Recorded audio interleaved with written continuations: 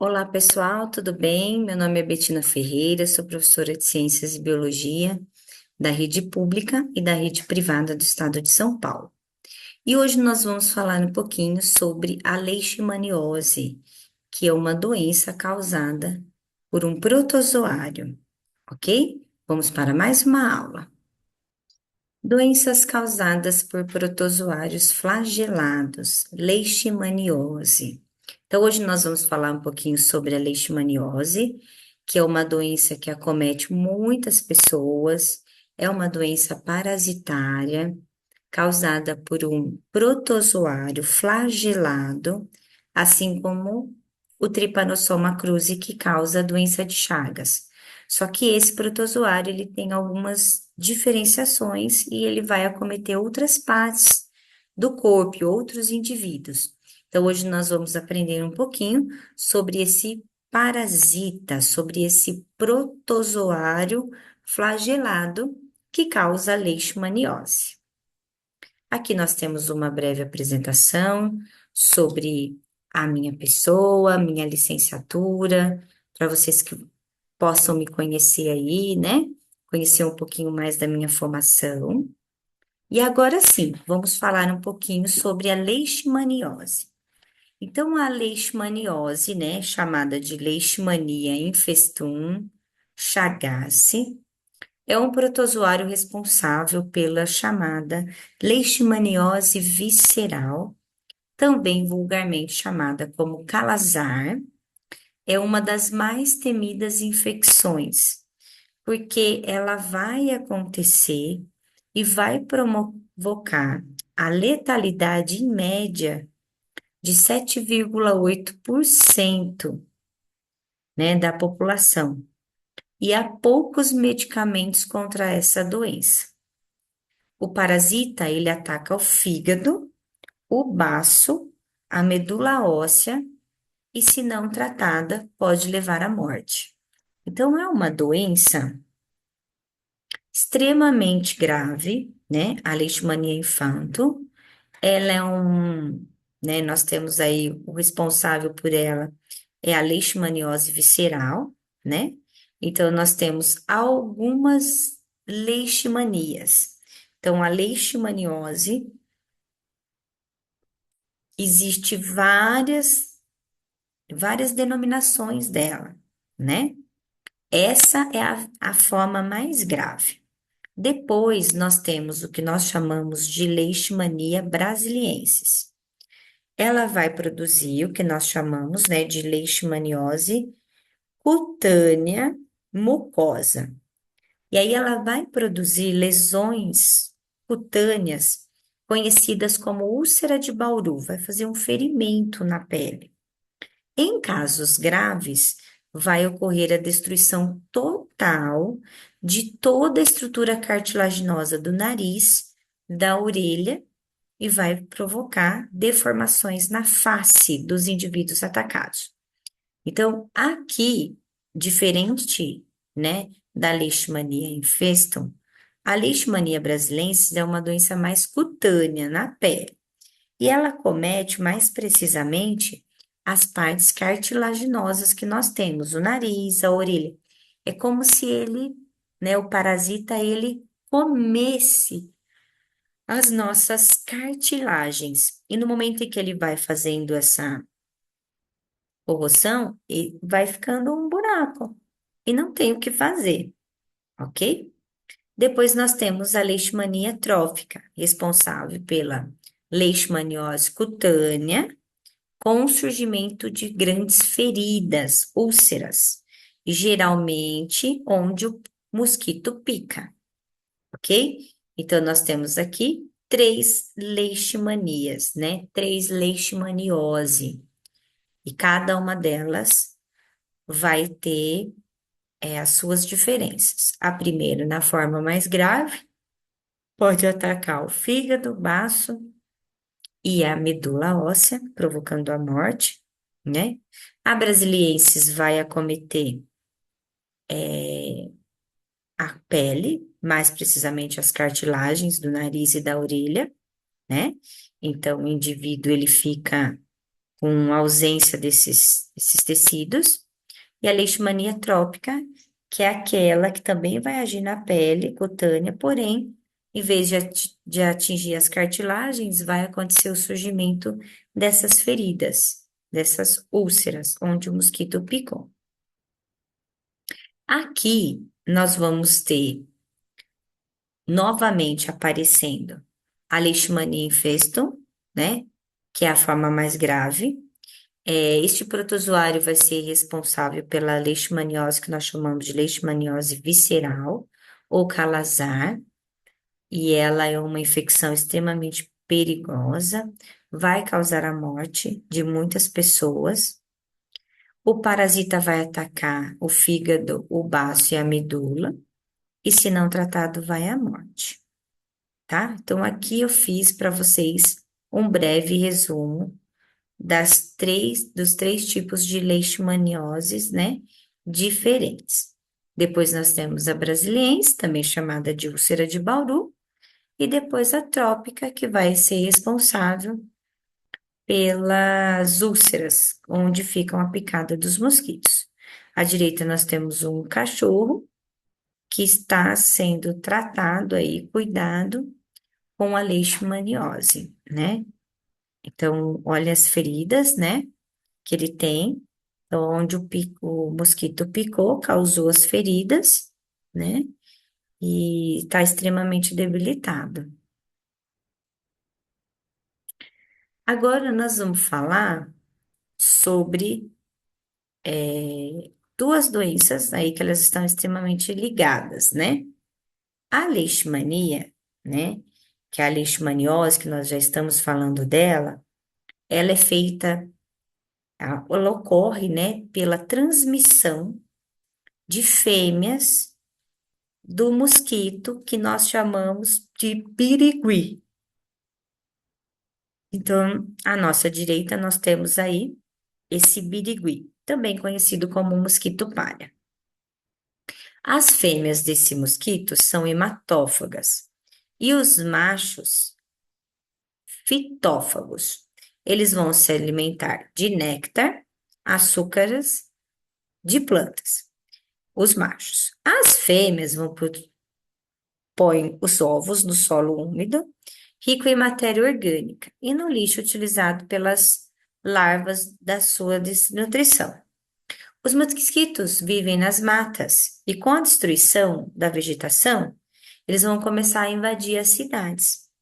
Então, além do homem, esse mosquito, ele pode também, né, acometer aí os animais domésticos, principalmente os cães, que são as vítimas desse mosquito, que eles vão acabar também acometidos aí com a leishmaniose.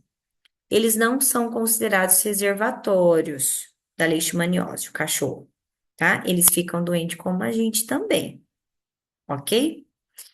Aqui em cima eu coloquei para vocês uma curiosidade, que é chamada de doença do sono.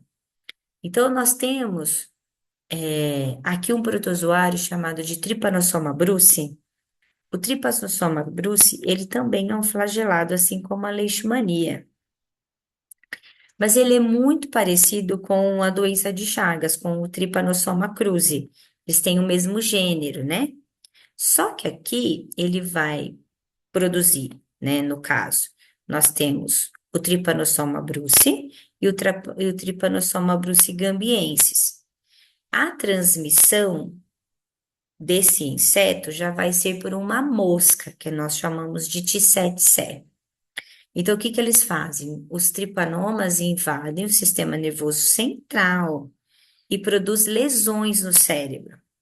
Aí a pessoa cai no estado de sonolência, torpor, que é a sensação de indisposição, ocasionado pela redução da sensibilidade dos movimentos corporais, falta de sensibilidade quando alguém põe a mão, frio, calor, fraqueira progressiva, que sem tratamento a pessoa, infelizmente, acaba morrendo. E a profilaxia, né, vai envolver o combate do inseto transmissor. Então, precisa combater o inseto. Olha quantos vetores, pessoal. Então, nós vimos o Trypanosoma cruzi, que é o da doença de Chagas, na aula anterior. Agora, nós estamos falando do Trypanosoma brucei, do Trypanosoma brucei-gambiense, que é, né, causa aí, né, a doença do sono, transmitido por uma mosca tsetse. Então, você tinha o Trypanosoma cruzi, que o vetor era o barbeiro. O Trypanosoma brucei, que o vetor é a mosca tsetse. E agora nós estamos vendo outro flagelado, que é a leishmania, que é a leishmaniose, né? É uma doença causada por outro protozoário que vive dentro de um outro vetor, que é o mosquito palha, também conhecido como birigui. Para vocês verem como a transmissão de vários protozoários é em relação a insetos hematófagos ou insetos que necessitam aí dessa sobrevivência no ambiente, ok? Então, aqui eu coloquei para vocês um resumo. Então, nós temos a Leishmania brasiliense, a amazonensis e a guianensis, que são leishmanias tegumentar. A Infatum chagace vai ser a visceral, que é aquela que vai formar feridas no local onde o inseto pica. Vai provocar, né, no caso, calazar ou leishmaniose. A calazar é a forma infestante mais perigosa, né? Pode pegar na medula óssea, que pode levar a quase 8% da população que pega, infelizmente, vai a óbito por falta de tratamento. O parasita, ele é intracelular, é uma doença endêmica da América Latina, Nordeste e Minas Gerais. O vetor, nós temos aí o mosquito palha ou birigui, várias espécies de animais, como hospedeiro, assim como macaco, tatu, morcego, preguiça, e também o cão doméstico. Um hospedeiro invertebrado vai ser o vetor, que no caso pode ser, né? Vai ser aí, né? No caso da leishmania, nós temos alguns vetores. A transmissão é através de um vetor, pode também através de transplantes ou transfusão de sangue, ou no caso do cachorro, quando ele tem relação, né? Passa via esperma. Na relação sexual também pode ser transmitido no caso do cachorro. Vamos às formas evolutivas dele. Mesma coisa, ó. A mastigota, olha como ele é. É intracelular, ela é esférica, possui o núcleo e todo o citoplasto. Então, observem aí. Depois nós temos o promastigota. Ele já é extracelular. O citoplasta anterior, próximo ao flagelo. Ele é móvel, tem um flagelinho, e o núcleo dele é central, ok?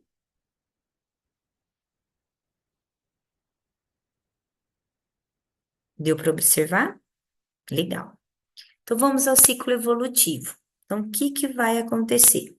Primeiro, vai acontecer o ciclo no animal, no inseto.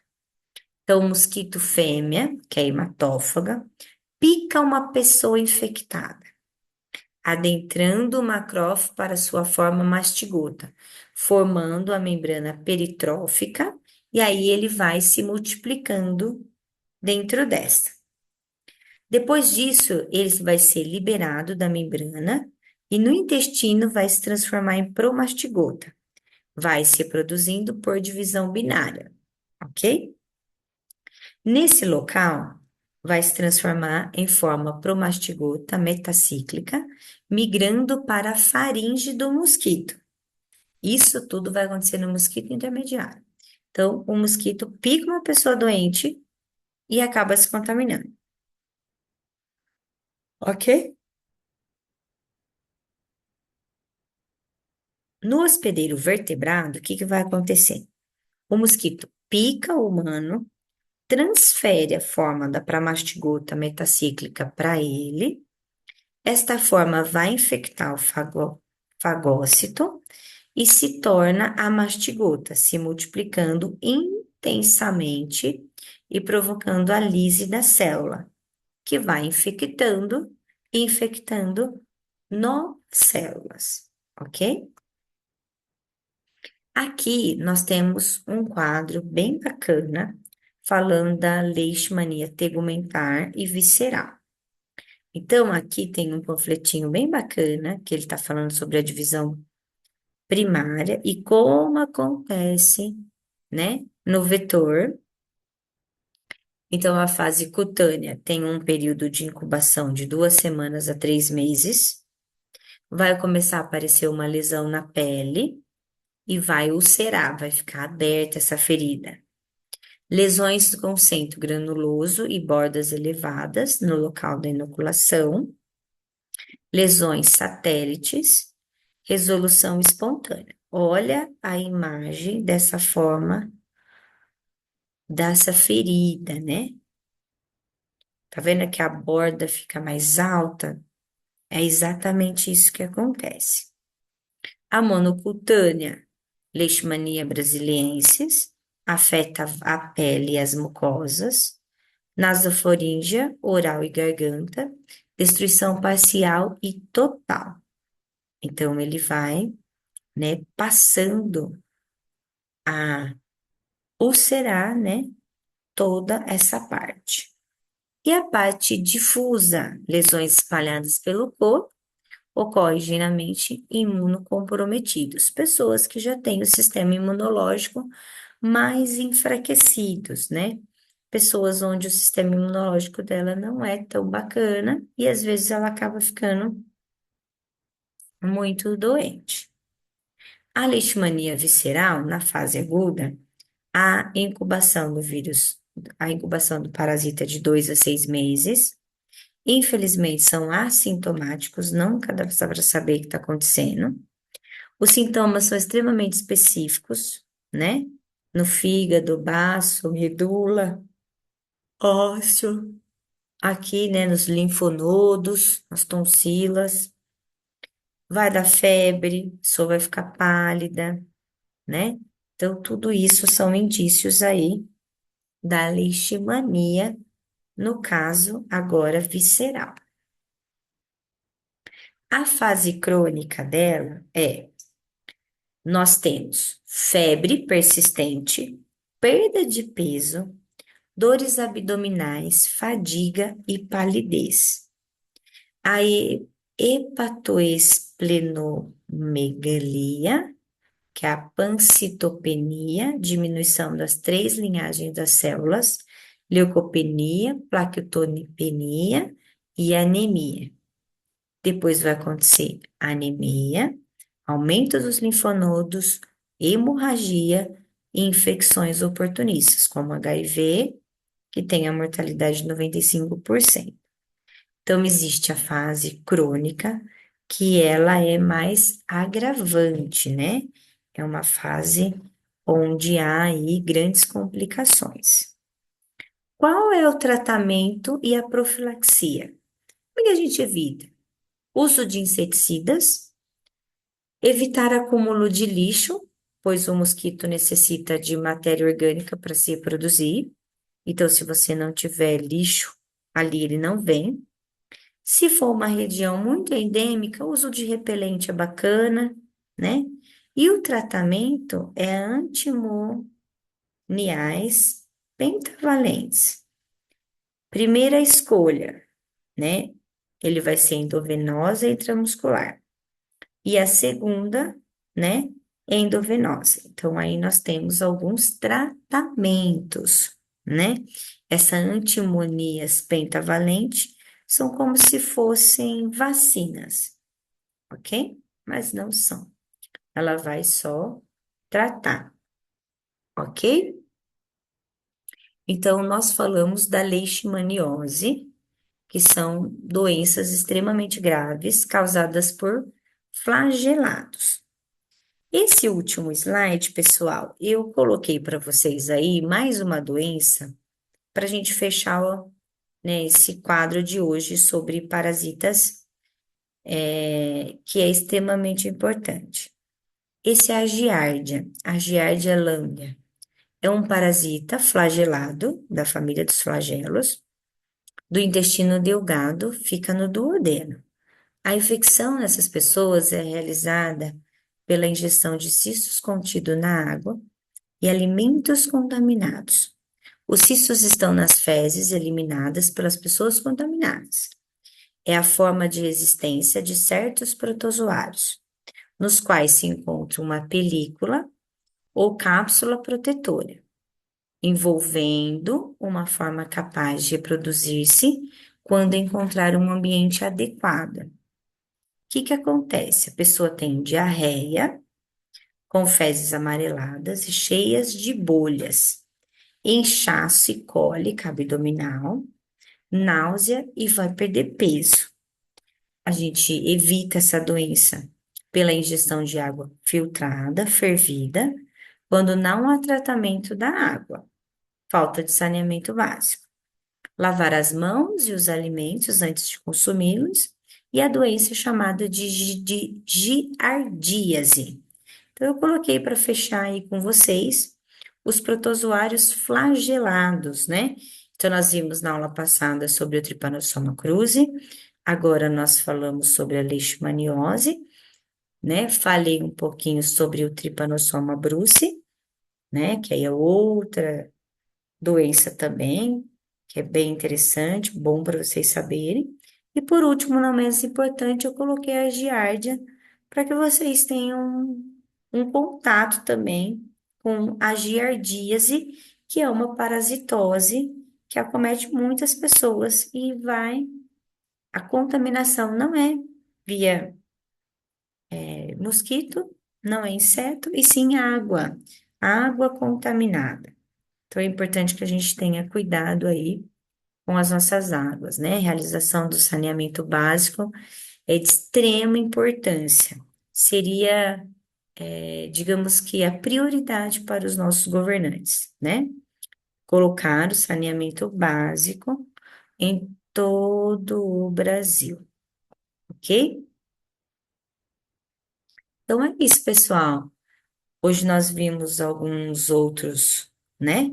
Protozoários flagelados, que vão ser parasitas humanos e também parasitas de outros organismos. Espero que vocês tenham gostado da aula de hoje. Muito obrigada pela participação de todos vocês e até a nossa próxima aula. Muito obrigada.